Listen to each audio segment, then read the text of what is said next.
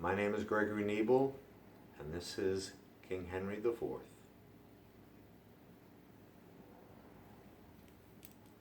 God pardon me.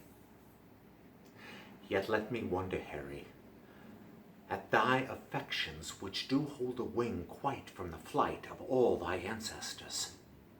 Thy place in council thou hast rudely lost, which by thy younger brother is supplied, and art almost an alien to the hearts of all the court and the princes of my blood. The hope and expectation of thy time is ruined, and the soul of every man prophetically doth forethink thy fall. Had I so lavish of my presence been, so common hackneyed in the eyes of men, so stale and cheap to vulgar company, opinion, that did help me to the crown, had still kept loyal to possession, and left me in reputeless banishment, a fellow of no mark nor likelihood.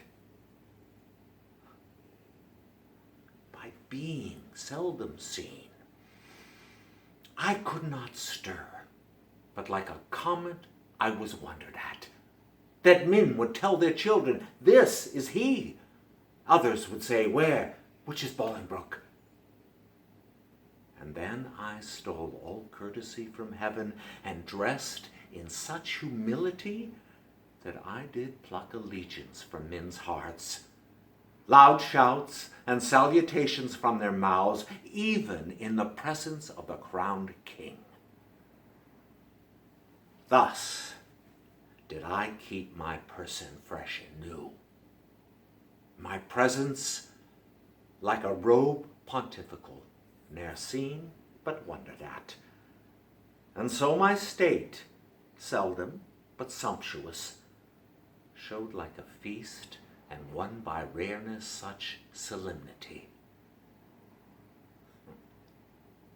The skipping king, he ambled up and down with shallow jesters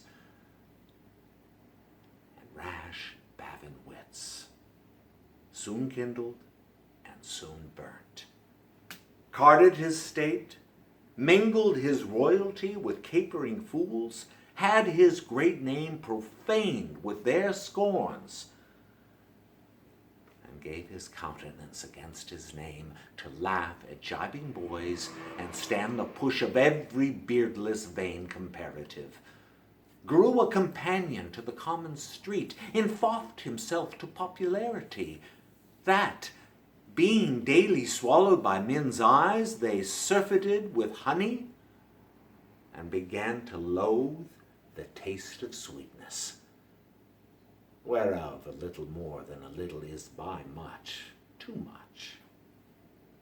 So, when he had occasion to be seen, he was but as the cuckoo is in June, heard, not regarded, seen, but with such eyes as, sick and blunted with community, afford no extraordinary gaze, such as is bent on sunlike majesty when it shines seldom in admiring eyes, but rather drowsed and hung their eyelids down, slept in his face, and rendered such aspect as cloudy men use to their adversaries, being with his presence glutted, gorged, and full. And in that very line, Harry, standest thou. For thou hast lost thy princely privilege with vile participation. Not an eye but is aweary of thy common sight, save mine, which hath desired to see thee more, which now doth that it would not have it do, make blind itself with foolish tenderness.